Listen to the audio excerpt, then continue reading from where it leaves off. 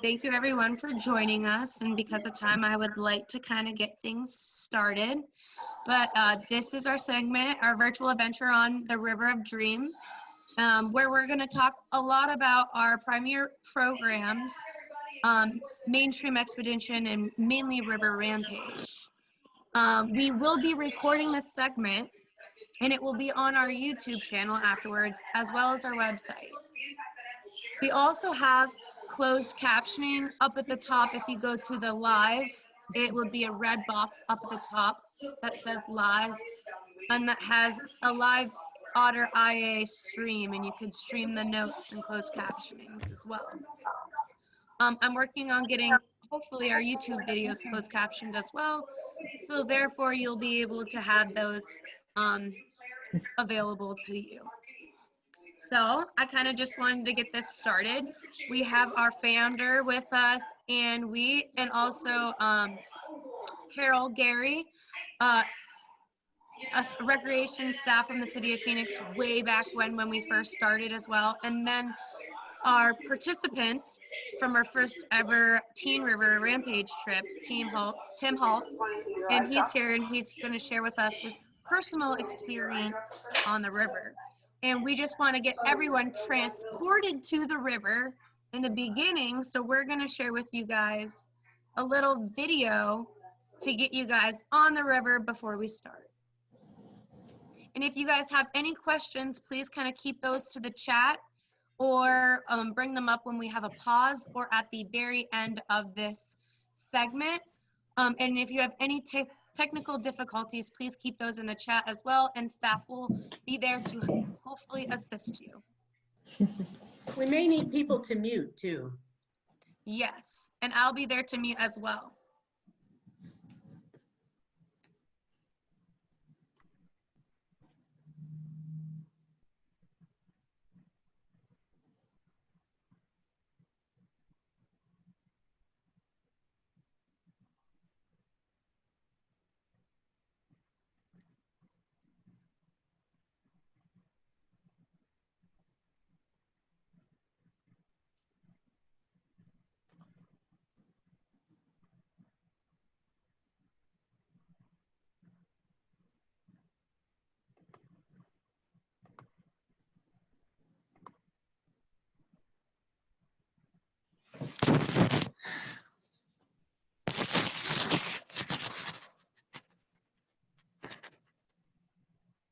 Good image, Sarah.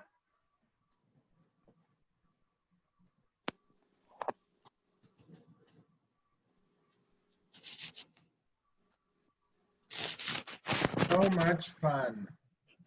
Yes. So that hopefully gives you just a little screenshot of what the river is all about. And now we're going to have our founder Ann Wheat kind of discuss with us how the River of Dreams, which is Daring Adventures, how it all came about and how the river trips really can impact individuals. So go on and take it away. Thank you, Sarah, and hello, everyone. It's great to be spending time with you, and it's always a good day when I can stop and slow down and reflect on this time of trying to open up whitewater rafting, Grand Canyon, and other rivers to folks of all abilities. So I'm going to start before we started River Rampage in 1994, but I'm going to tell you how we ever got to the point of being able to start River Rampage and take it back to 1990.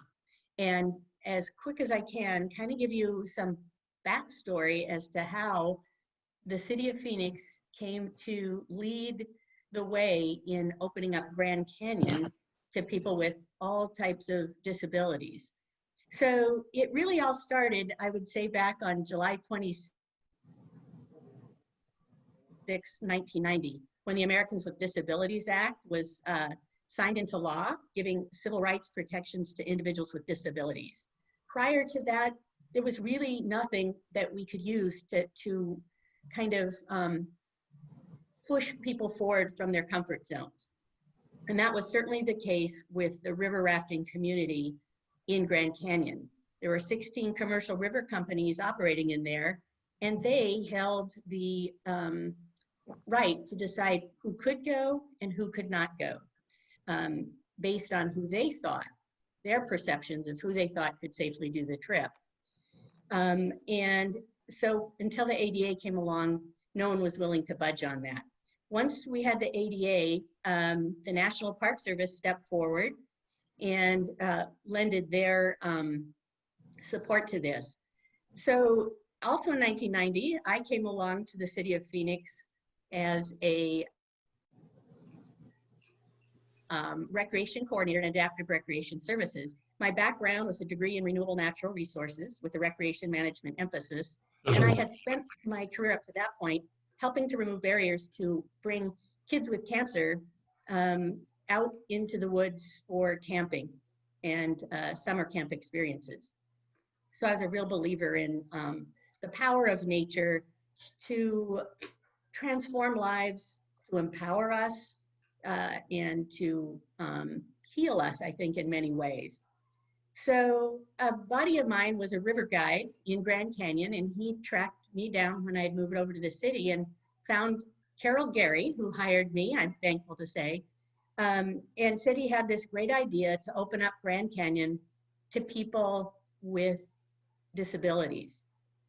And that the Park Service had said yes, but that they needed a big organization who would be willing to serve as lead agency.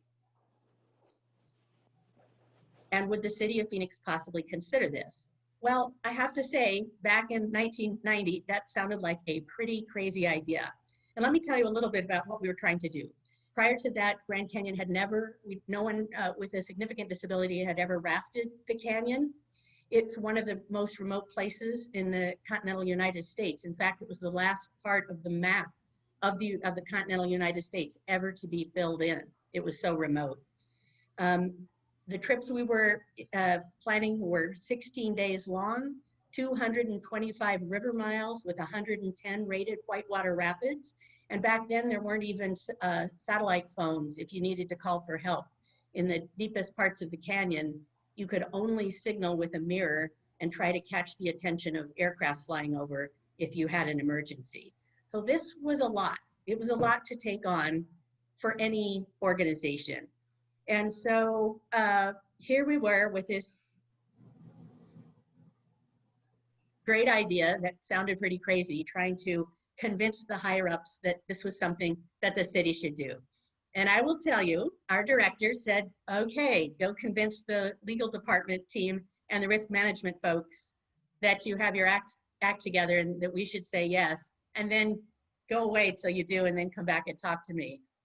So Carol and I did a lot of jumping through hoops. I will tell you, procedures and policies and emergency planning and all of these things that we really had to think through so very carefully. But finally, we're very determined people, and we had a lot of help, and finally, they couldn't really think of any other hoops that they could make us jump through. And our director said yes. And I will never forget that meeting. We had all the law department people, all the risk management people, the director, everyone in this room, and they were silent. They finally just didn't have anything else to throw at us. And the other thing I will say that helped us out was we found out that there was history of a Grand Canyon raft trip being sponsored by the City of Phoenix Parks and Rec Department because another rec coordinator had planned one for members of their recreation center. So, you know, once that precedent was set, it was very hard to tell us no. So we got our yes, but I will tell you the last thing that our director said, I think I could safely say this, was like, we finally had the yes, and then he had one more hurdle, and he said, well, now wait, how are you ever going to pay for the transportation to get everybody there? Because we don't have any money to fund it. And without missing a beat, our deputy director at the time said, looked him right in the eye and said, through our adaptive recreation travel fund, of course. We walked out the door and I said, Carol, do we have a adaptive rec travel fund? And she said, no, we don't. Keep walking. And that's how we got it all done, and we ended up doing the trips. We ran trips with 13 river companies through our pilot program out of 16. Initially, I'll tell you, only one was willing to take us on. And many, many transformations happened. What we noticed was that the experience was life-changing for all of us. And that if it was so powerful for adults, it would certainly be something that would be very precious and very important to introduce teens who faced life challenges, had disabilities, or other circumstances that had kept them on the sidelines from having these kinds of opportunities. So we have done all of our trips safely. We've taken probably 1,500 people at last count through. I've had the privilege of doing 15 Grand Canyon raft trips and about 30 river rampage trips. And Carol's going to tell you more about those. But I wanted to just share a couple of reflections that I have. First of all, why is this program so important? Why does it matter to get out in the out of doors? I have seen throughout my life the power, and in my own personal life, the power of Mother Nature to, as I said, to transform lives. And I think when someone goes river rafting and takes on the rapids of the Colorado River or the San Juan, it gives them bragging rights. And what I've seen is that people who come out and have the courage to take this adventure on leave very empowered. And they no longer buy into the no messages that life has given them. You know, we've all heard discrimination with a smile, right? And so I can look at these pictures behind me and I could see people who have transformed their lives after going on the trip. That had a lot to do not only with Mother Nature and being out in the wilderness, but with the people who they spent time with. I've never been in an environment more powerful than being with people on the river. Some of the things I'm very proud of with the Daring Adventures program is the inclusive nature of it. When we were down in Grand Canyon, it's usually been relegated to privileged, wealthy, white individuals who can afford to pay a lot of money to go. Our trips were nothing like that. We brought so much diversity into the canyon. We still do, and I'm very, very proud of it. Jerry gave me these pictures that are behind me. I'm just gonna step aside. But you could see the faces are very diverse, and they still are. When I look at those pictures, I see a young man who was a refugee. Hey, Ann, can you describe some of those pictures for some of our other participants Absolutely. that need visual descriptions? So I hope you can see them okay. I'm going to adjust a little bit. So these are all teens who've gone on this river rampage. Down here, we have two young men who've been And come closer to the mic. a young man with a water gun. Hey, Ann, can you come a little closer to Yeah, the sure. mic? I can. I'm going to block the pictures, but I'm just going to explain them anyway. A young man born blind with a water gun, who I will tell you was an ace shot. No one was safe. He could blast any of us, anywhere, anytime, if he just heard a little noise from us. So he's in one of the pictures. There's a young man who was struggling to leave his gang with a girl in a ducky blasting through one of the rapids of the San Juan River, and a young man who was a refugee from South Sudan, who never even had a chance to see a doctor or know why he was needed a wheelchair. He had no wheelchair. He was carried to safety during the civil war in Sudan on the back of another young man, one of the Lost Boys. He is now in South Sudan doing fearless work, leading disability advocacy in a very tough part of the world to be in. Talk about fearless. So those are the faces I see. And I'm someone who can barely remember what I did last week. But when I see these pictures, everything's back razor sharp in my memory. I have so many fond memories, and I feel like such a blessed person to have gotten hired by the city of Phoenix. I don't know how much time I have left, but I just want to share 4 things that I think accounted for our success. One was that one river company was willing to say yes and take us on, Arizona Raft Adventures, and I still sing their praises. 2, it's the rare person in positions of power who will take these big risks and say yes to do the right thing. We had that, I had that with Carol Gary, who hired me. We had that with Dale Larson.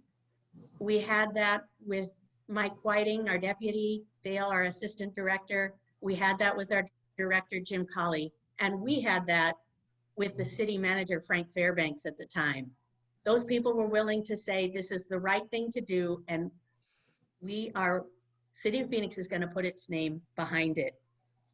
And I also credit the gutsy outdoor adventurers who were willing to go with us on our very first trips, even though we maybe didn't have it all quite figured out. I'm going to just step up, and I won't talk again until I get close. And I'm going to show you what our first hiking chair looked like. In fact, this is it. This is what we took, a little worse for wear, this is what we took down the Grand Canyon in 1991. It is a plastic chair like you'd get at Target with the legs cut off. It has foam padding, duct tape, and the duct tape looks terrible, padding the armrests. It has a little seat that I think we added at one point in it. But this chair was transformative. It could be strapped down to the front hatch of a raft, and someone could sit in it and have good handholds and blast through the rapids independently, not tied into a raft. Of course, we'd never do that, but they could have a secure place to sit and hold on. By year 2, you will see many pictures of our safari chair. We invented that chair, but this chair was also used on hikes with broken, heavy oars duct taped to the armrests. And that first year, that's how people got to the top of, hillsides and cliffs and saw Native American ruins and arrowheads that were lying in the sand and those kinds of things. So transformation has happened all the way along. And I think the last thing we had was love, passion, and ingenuity. And when you have those things and you're out on a river and you can't go back and get anything else, you come up with solutions like this that meet the need. And so that's really how we got to the river. How we started River Rampage was when we decided to do it. We started looking at grant opportunities, and one came along, of all things, from the United States Department of Education.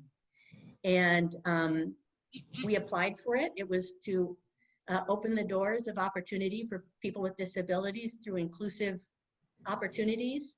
And so we tried our hands at some grant writing, and we got a 2 or 3 year grant from them because they believed in the program. And that's really how River Rampage got started. So with that, I would say I'm probably out of time, and I want to pass the baton to my dear friend and former work colleague, Carol Gary.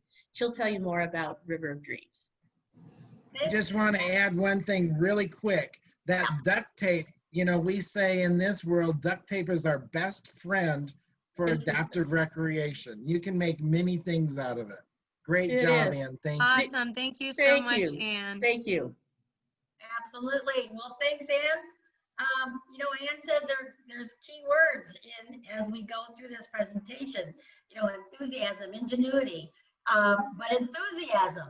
We felt at the time enthusiasm is catchy, and sure enough, that's how we got there. We got everybody enthusiastic about the whole program. Trust is the other big word that all of our participants from way back in 1990 all the way to 2020. Folks trust us because we have this great safety record, and that our hearts and our passion are into this program. As we hand it off to Jerry and Sarah, same thing is happening. I want to mention too, these trips maybe some of our viewers don't know, these are little day trips down the Salt River. These were 7-day, 14-day, 17-day trips of living outdoors 24/7. And so when Ann talks about transformation, those things happen in that kind of time frame, and being outdoors all that time. So when we recruited the teens, again, like Ann said, they came from all backgrounds, all abilities. Everyone was treated equal. So everyone had to earn a slot on the trips. They weren't just handed this trip, come on along with us, free of charge. They were free of charge. However, they had to earn them by doing community. And where then we recruited our amazing volunteers, our amazing support staff. And because of our collaboration and being part of the City of Phoenix, we were able to recruit and collaborate with the Phoenix Fire Department, the Phoenix Police Department, who became mentors then for the teens.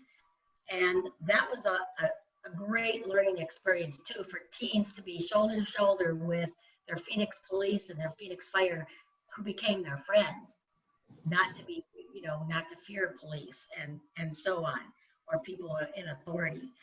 Of course, we had a great staff.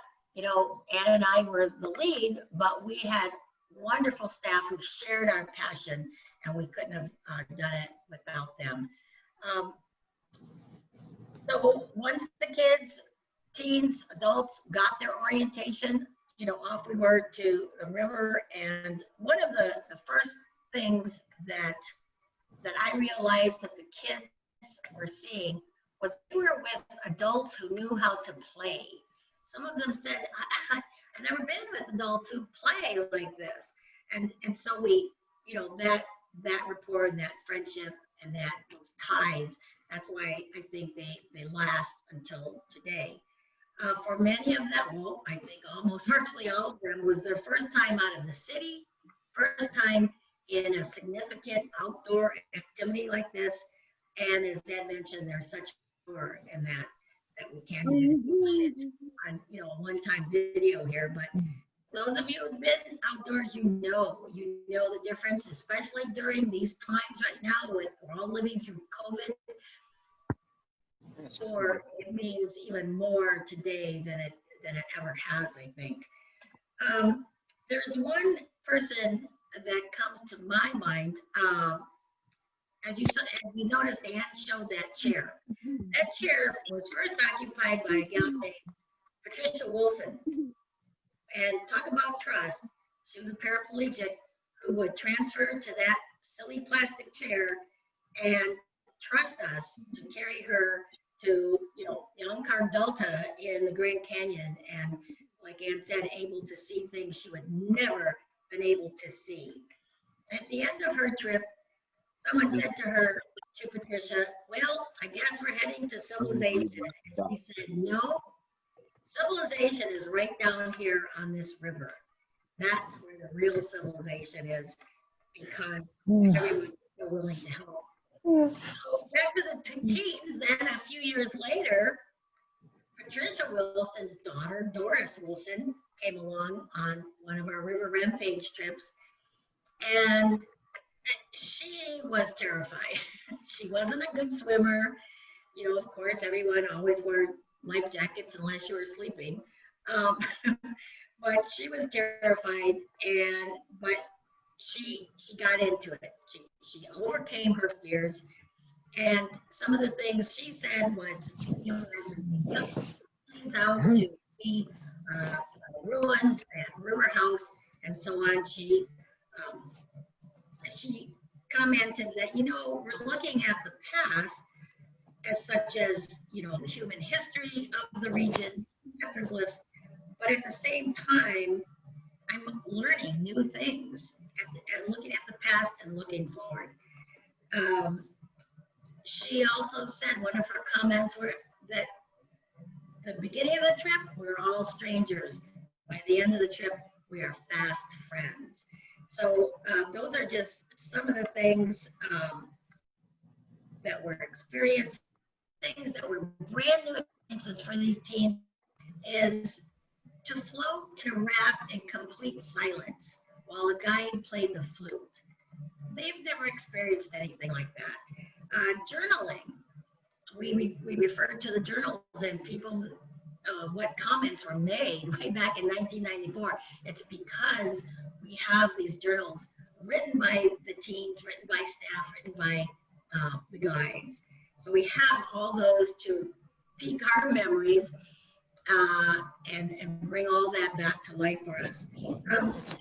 Talking. These are all things that these teens didn't necessarily experience in their everyday life. Seeing their first shooting star, just, the list is endless. Facing fears and surprising themselves on what they could do. So River Rampage, we held 3 trips per year. Although in 1994 we provided 4 trips. I don't know what we were thinking. It was quite the summer, but we decided that 3 trips per summer was what we could do with quality, with dignity, and safely. These teens had to, we keep saying, had to really trust us. They didn't know how we're going to use the restroom. How are we going to eat? How are we going to sleep? We tried to explain it all in orientation, but it never comes through until you're actually experiencing it. And I would say every single one of them, to the person, was glad they did it, glad they came along, glad they trusted us. And then from that, the teams would come back and say, well, what else you got? Come on, this is amazing. And so we were able, again, through grants, through funding, through donations, we were able to start programs like kayaking, cycling, hiking, camping, sled ice hockey, and cross-country skiing. Those are all outdoor activities still offered today. I mean, obviously, we're in a little holding pattern right now because of COVID, but Sarah and Jerry, will be planning our year 2021, be opening everything back up again. So, with that, I think maybe we'll send it off to Tim, unless Ann, you want to add anything I might have missed?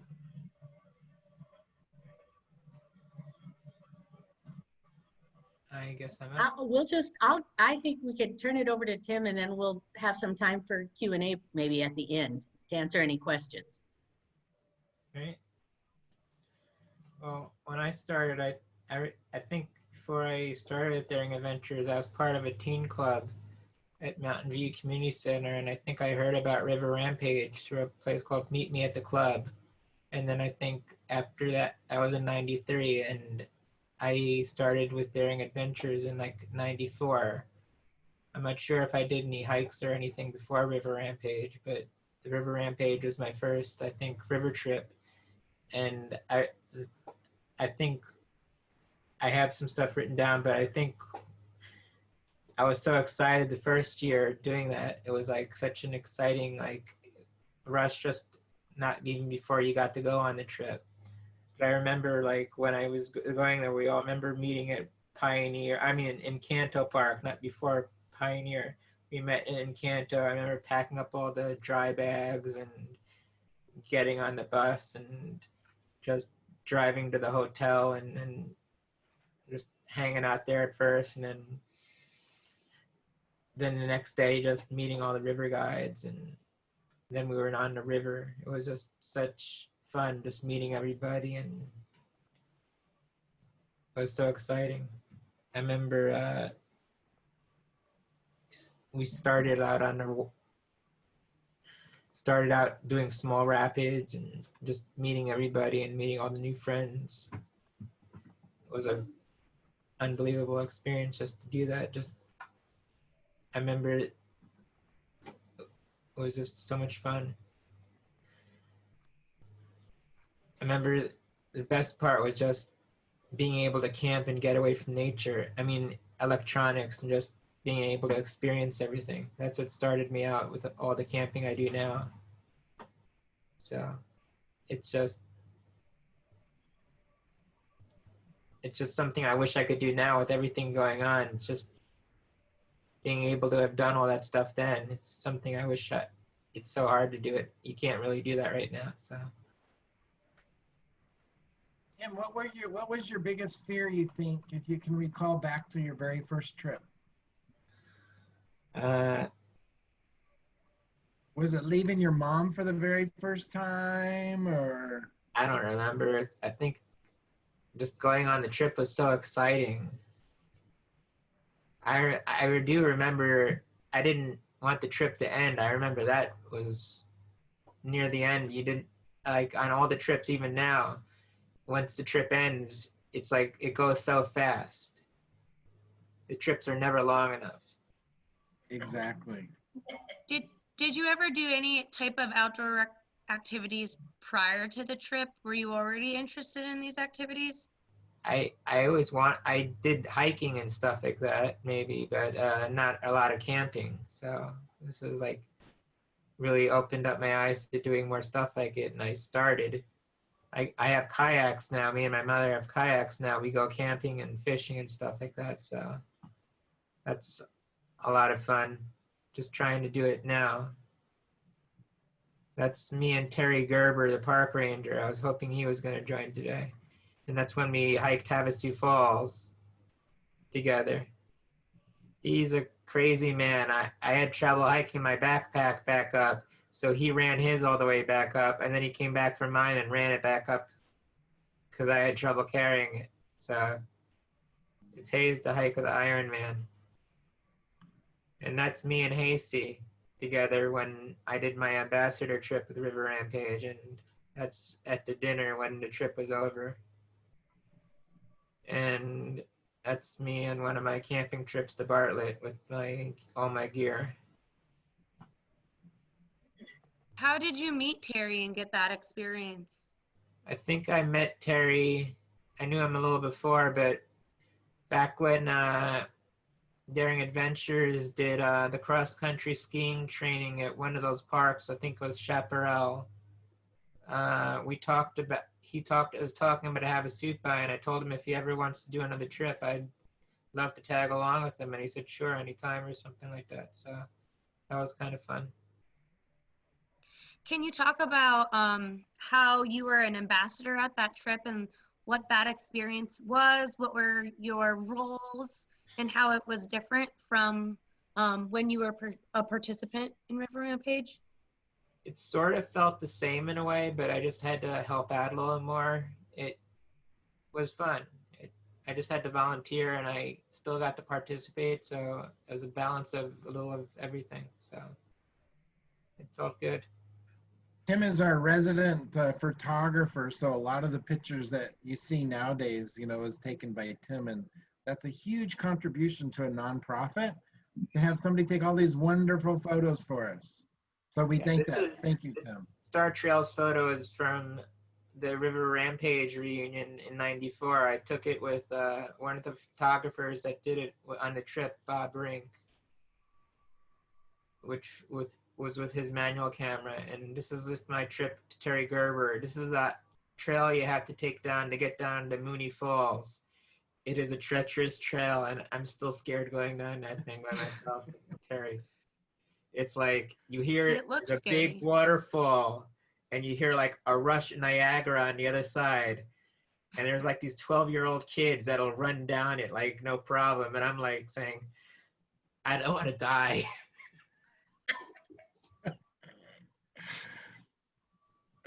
Then we're gonna forget the trip with my mother when no, I'm not gonna go there. She gave me the finger as she was going up. Because I pushed her up. That was a fun trip. So Tim, what you're saying is River Rampage is a near-death experience? No, that was not River Rampage. Havasupai is a near-death experience. Okay. River Rampage Was that a lot Daring more fun. Adventure? River Rampage is a lot more safe. Cool. So now I would like to kind of open it up to have all three of you guys kind of read from some of the journals, and kind of group reflect on some experiences and some stories that you may have that happened on some of the trips. I'd like to read a couple of things from the 1994 River Rampage Journal, which is so much fun to go back and read these things. So there was a girl named Rosary who was on the trip, and she had never gone hiking, camping, river rafting, anything like that. So that trip was about 5 days on the river, about 7 days with, travel time and things like that, I think. But I'm just going to read you her little journal entries, starting with day 1. And she wrote every day. Hi, my name is Rosary Godinez. I've never been on a rampage before. I got this trip by my teacher, Miss Casiba. First, I was scared to go, but I am here. Well, it ain't really that fun, and I didn't know anybody. The food isn't very good. That was her day 1. Day 2, I got to know more people. I met April, Barry, Matt, Mandy, Aaron, and Stephen. The food is getting better. Day 3, well, it's better. I know people. I'm not homesick anymore, but I still miss my friends and family, but I'll see them soon. Well, it's fun on the river because we have water fights. The food is getting better every day, and I'm meeting more people. Day 4, I love it here. The food is great, and we're having more water fights. I saw ant wrestling. So again, this just shows, oh, and then one more day, day 5. Everything is better. The food is the greatest. The guides are nice. She gives 5 stars to all the guides. I have fallen off the boat more than 3 times, plus everybody got nicknames like Big Dog, Scaredy Cat, that was her, Stu, Docky Doc, Bucko, Rum, Berry, Mama Duck. Well, that's how it goes on nicknames. Plus, I went down the biggest rapid on the San Juan. But now the trip is almost ending, and I love it so far. So that just kind of, to me, I laugh every time I read her entries because You froze, it just showed that she just needed some time. What's that? Got a break in the. She just needed that time to really get to know nature, to feel comfortable, to meet friends. And by the end, she absolutely loved it. She, even halfway through, suddenly the food was great, her friends were great, and the whole experience was great. And then one other one I marked that I really says a lot to me. This was a young man who his father had been head of a terrible gang and he was shot and killed. So this young man lost his father early. He grew up in that gang, and when he finally decided to leave, they put a hit out on him. And he had to actually, as a 14-year-old, wear a bulletproof vest and be hidden and stay in an undisclosed place. And this is who he was when he came on the trip with us. And he didn't write much in the journal, but he wrote, I found something I really enjoyed doing that isn't against the law. I found that my place to be is in the wild. And River Rampage helped me find that out about myself by giving me a chance and taking me on the rafting trip. Well, I'm not good about telling my feelings on a piece of paper, so I'm done until next time. All I have left to say now is thanks, River Rampage. So that's pretty powerful, isn't it? So who else has a favorite reading? Carol, I think you had some, didn't you? Yeah. Maybe you read them all. Well, that is really, really powerful. And the thing that comes to mind is the fact that we put so many diverse people together. So, in a general sense, folks with disabilities are somewhat sheltered, especially teens, and then kids with different backgrounds, like what was his name? One that you just mentioned, Ann? Josh.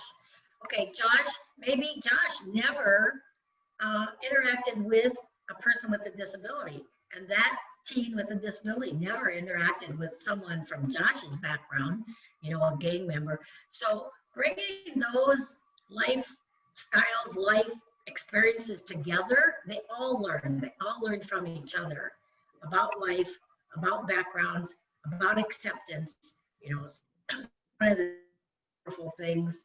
But I met Wilson, and is are not quite as you know, reaching, you know, hating the river first and then loving it, as Anne just read about Rosary. But Doris came with a pretty good attitude, but she was scared. She was scared that she might drown. She was scared that she might catch something. And, you know, and in our orientation, when we're down the river, we say, you know, you don't wash your dishes in the river. You always go through this dishwashing station. You don't brush your teeth in the river. You don't drink the river water. We have filtered water to drink. So she was honing in on that this river water was dangerous. And then we say, okay, everybody jump in and have fun and swim and splash and have water fights. And she thought for sure that she was going to catch something. In her journal, she wrote, let's see, there is something positive I've learned bathing in the river, that if I can wash in dirty water, have it touch my lips, and still live to write about it, I can do almost anything. so they're just wonderful things like that, and profound changes in the teams that Anne mentioned that we witnessed. I mean, you see these tough kids from the inner city. When we sat in a sharing circle, these big tough guys were brought to tears, because again, they've never had anyone really sit and listen to them. In these sharing circles, many times we brought friendship bracelets, and we didn't hand them to the teens. What we did was pass them out to the teens, and then said to them, give this bracelet to someone who has meant something special to you on this trip, or to someone you did not know before this trip. Whatever is meaningful to you, share this bracelet and give it to that person. And that's how that worked. And those bracelets, I still see them on people. I have mine from the trips. It meant a lot to them that they came full circle. They came full circle from being strangers, from being scared, from being apprehensive, to loving the outdoors, loving the river experience, and changing their lives. So, yeah, Carol, I wanted to actually speak to a point that you made a little bit earlier, but I think it kind of goes along with what Anne said just a minute earlier too, is that a lot of kids, they didn't know that, you know, they end up making bad decisions, and they learn so much healthy risk taking from leisure, from the river, from outdoor recreation activities. And you said earlier, you know, I've never met an adult that can play and that likes to play. And I think that even sticks around so much today, is us as adults during these times, we're so stressed out. So we're not having our kids playing, and we're not, you know, excited and playing with them as well too. But what I notice is we have a new school program, and I'm teaching just virtual recess, and that's the only time they're getting like that time with someone that is playing with them. And the teachers just were talking about how different the students were, and how interactive they were with me that was trying to play with them, compared to how they are with their teachers during school times, or how they are with their parents and stuff like that. And it just shows that how recreation, we can connect with the youth and show them that there's so much out there. One of the things, speaking of play, that we do on the river, every single trip we have a talent show. And that's like probably one of my favorite things, is the talent show. And then dressing up for dinner is a whole nother story. But I have, we have you know, a lot of talent on all these river trips. And this trip that I went on, we actually had this group there. It was called the River Rappers. And I'd like to sing a song. Well, it wouldn't be singing a song, it would rap a song of what they wrote. So here it goes. It's called River Rap. Our names are Alex, Brenna, and Jazz. We're the coolest people that this group has. Going down the river, we had a blast. Going down so fast, we haven't crashed. We wish we could stay in the rapids all day, so they say. Jerry told us, you have to have fun. And we've been doing that since day one. Trying new things and seeing what it brings. We're not doing the same. We're learning different games. One big family is what we became. We're all really different, but that's okay. That's what this trip is all about anyway. We all came together at the end of the day. It's Gucci to hear what everyone has to say. No one has a horrible time, and that's great because we haven't committed a crime. At the end of the day, we all go to bed. Although we're in bed, that doesn't mean it's the end. We all have a favorite part of the day. We lay down and talk about that part of the day. Before we sleep, we don't weep. We stare at the beautiful scene in the sky. We all watch the stars in the sky. And some people talk about the shapes the stars make. Now we sleep and wait to wake. Remember last night when we had the cake? This trip is almost done, and that makes us sad, but we'll never forget the times that we had. After we leave, let's still be friends. We might be heading home, but it's not the end. That was the Rappers. That was a fantastic trip, but every trip is just as good as the other one. But That's great. thank you. Now I want to kind of open it up for anyone that may have any questions for Anne, for Carol, or for Tim about, oh, I see him coming in already, about the river trip, about what you get to experience. And then we'll kind of go into what to see next from Daring Adventures in terms of outdoor recreation activities coming up and our virtual activities as well. So we got a question coming in. Debbie, you have your hand raised. There, can you hear me? Absolutely. Yep. Hi guys, hi Anne and Carol. You probably know me as Debbie Black. I went on the River of Dreams trip in '95. Hi, I am so happy to be here and I'm so happy to see you guys again. It was a trip of a lifetime. I went, I think it was in September. We were the first ones to hike into the Grand Canyon and I was never so sore in my life. It was just amazing. I jumped out of a waterfall. I slept outside. I had never done any of that stuff. I could see a lot more then. Now I'm totally blind, but I wasn't as independent. And so I was kind of afraid to go on the trip. And it was just life altering. I came back home the following week. I went into blind rehab, spent several months there learning my skills. And then the day after graduation, I went to college and I got a degree in recreation management and tourism because of this trip that I went on. Wow. And Wow. so I just, Fabulous.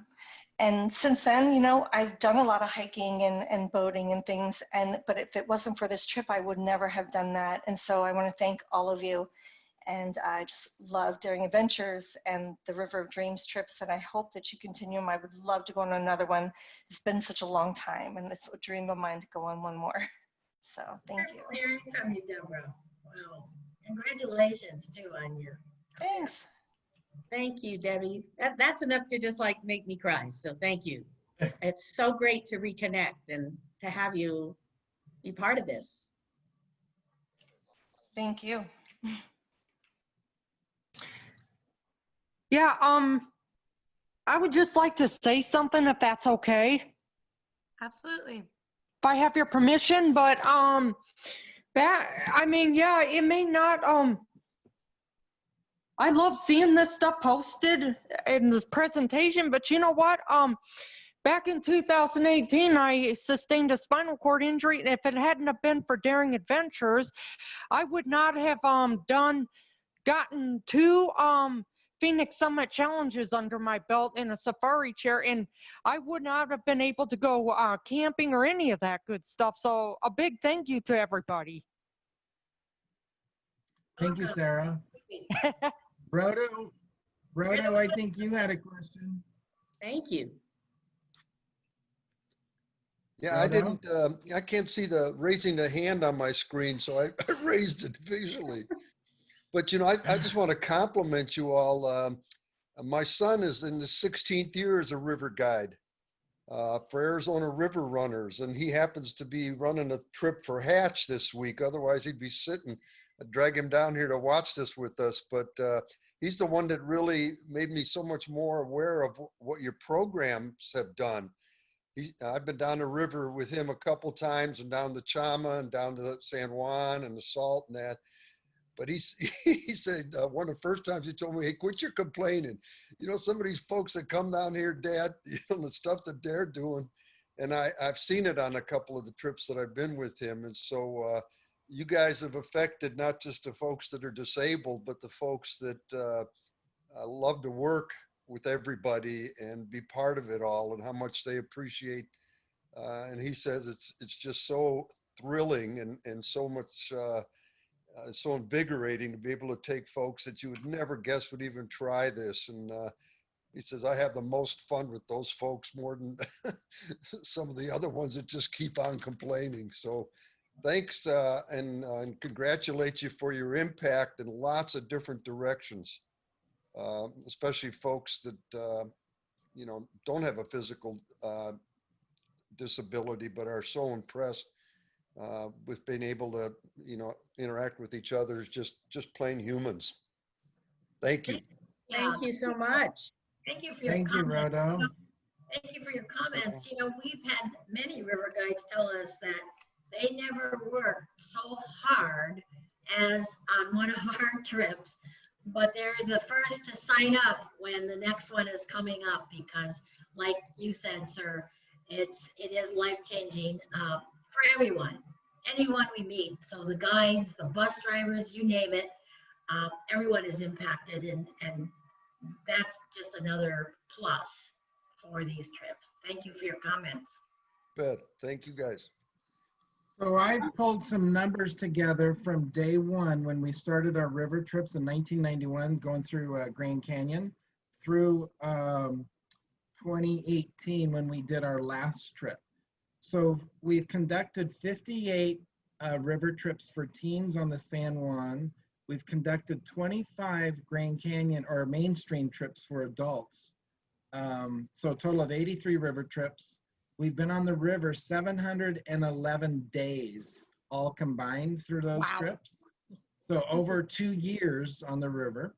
Participants, we have served 1,278 individuals, volunteers and staff, 793. So a total of 2,071 people have been impacted by these river trips. So huge kudos to Ann and Carol for creating this wonderful thing that continues to this day. Carol? Taking the torch. Hi, Carol. It's Nora. I remember we hiked down the Grand Canyon in 1995. Yep, that was great. Right, and I think, Nora, you were hiking with Linda Tuck down that trail, right? That's right, and it took me about 10, forgot how many, about almost 13 hours. And at the bottom, I wanted to say, next time I do it, I'd like to stay going for a couple of hours. With Nora, that was a fabulous trip. But what Nora's referring to, we wanted to make all of the trips as much like a commercial trip as possible. We didn't want it to be special, you know, that word is overused. So we decided on this particular trip that we would have teens on the upper half of the Colorado River through Grand Canyon. They would then get to the halfway mark, which is about ranch. They would hike out or take mules out.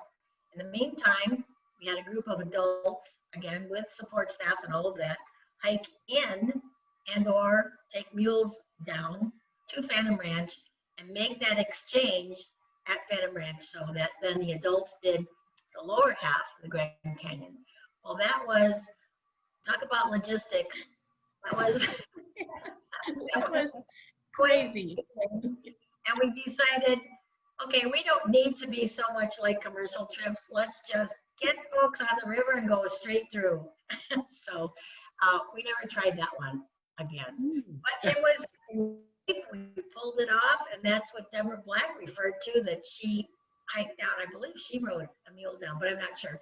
At any rate, we got everyone safely down, safely up.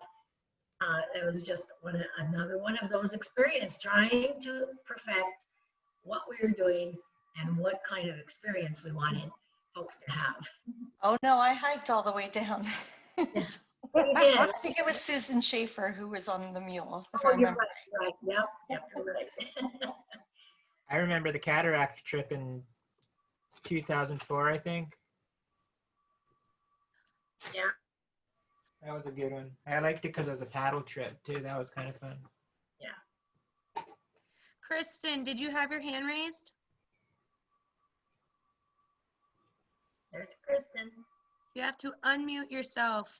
It's the little microphone button. It's the mute button on the bottom in the corner. It says mute. There. Oh, there, good job. All right. When is the next Grand Canyon trip? I mean, I'm too old for the rampage, but once Grand Canyon. So we Jerry, have a do you want to grant. speak for that? Go ahead. Yeah. So we have a grant in actually for the next 3 years, but due to COVID, everything is really up in the air. Our grant is with Gila River Indian Community and then the National Recreation Foundation. But with the Gila River, the casinos had to be closed, and so their revenue is down and so forth. But we have not heard the impact of that yet. I do imagine things will be cut, but we don't know what that means for us. But we have them in for the next 3 years, starting in 2021 for the adults through Grand Canyon, and then for the teens on the San Juan River. So we got to get this COVID behind us. Yeah, because I miss all the adventures. Yeah, Yes. we miss everybody as well. Yeah. Do we have any more questions for Ann, Carol, or Tim?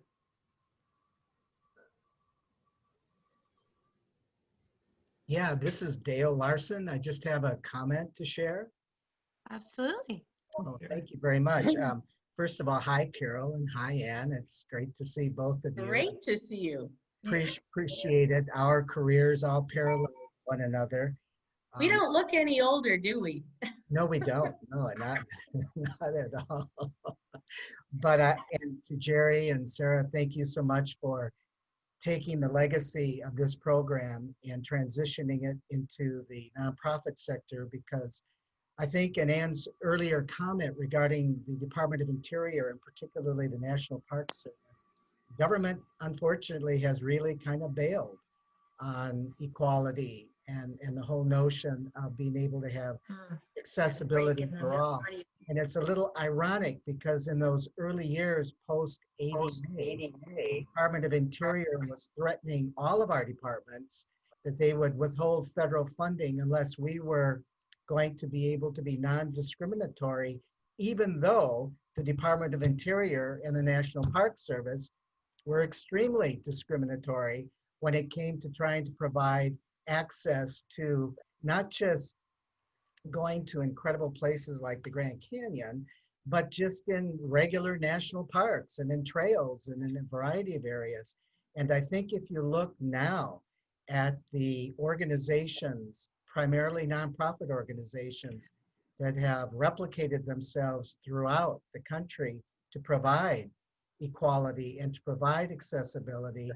My feeling is it's because of people like Carol and Ann and their predecessor, Mary Lees, who kind of indoctrinated me into, best way to call it is a guilt trip of making sure that all citizens in our community had the right to be able to engage in recreation without feeling as though they were second-class citizens.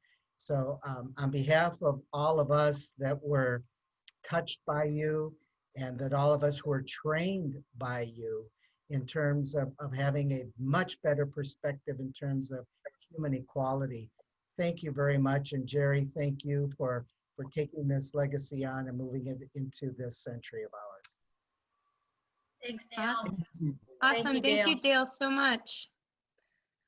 Awesome. Thank you guys, everybody, for joining us for this segment. And to kind of give you guys a little bit of oh, go ahead, Carol. Do you have something to share? Dale is holding up his friendship bracelets. Awesome.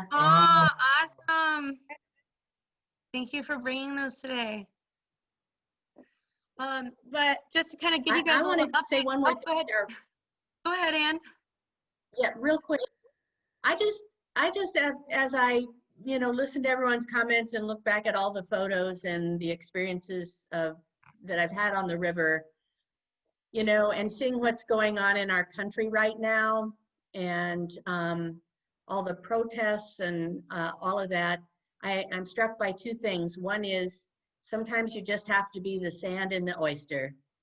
You have to be the person who causes good trouble. And I think that's something I hope we all stay mindful to.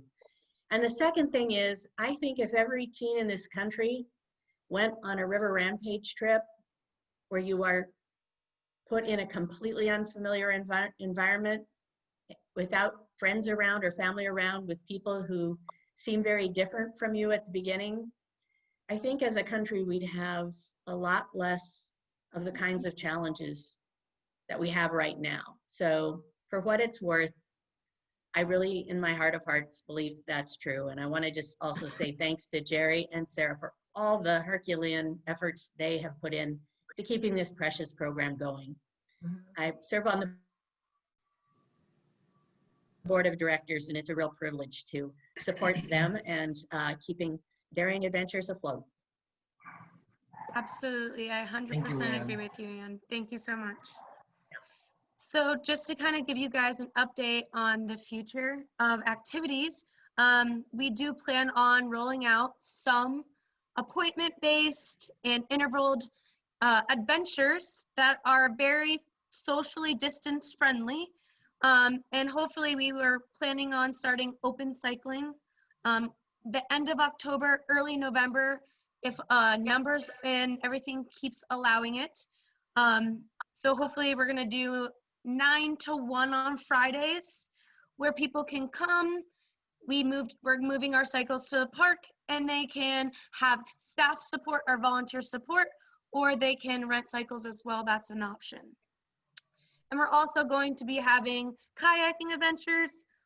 We are going to minimize them to, I think we only have about 2 trips planned, but they are going to be kind of more like kayaking tour trips where you come in. You're going to be partnered with 1 volunteer or 2 volunteers, 3, depending on what your level of need is or support. And you and your volunteers and your little small socially distanced group of 2 to 4 people are going to be going around the lake, and we're going to do intervals of about 30 minutes so that we can kind of stay socially distanced, so that we can get out there and start doing some healthy risk taking and get out there and kind of continue with our leisure lifestyles again and recreate. But we're also going to be continuing these virtually adventures. We have 2 more left in September. We have one next week, a pretty special one. We have a Paralympic athlete. He's going to Tokyo 2020, which is actually happening in 2021. And he is a goalball player, and he's going to be on talking about his current training situation, how the pandemic has affected his training and affected the Paralympics. and how COVID has affected the Paralympics in terms of funding as well.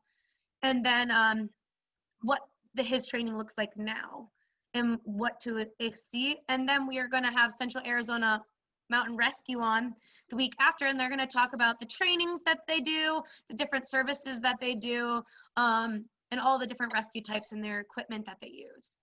And then we're moving on to only once a month, and we're actually going to be doing a special Jerry's Chef channel. We don't know if it's going to be a Dutch oven one or a special, maybe a Mexican dish. We're not sure yet. Maybe he'll be in Mexico, but you're going to have to stay tuned to see. So I'm going to be on here for a couple more minutes if anyone has questions or wants to socialize, but thank you guys all for joining us.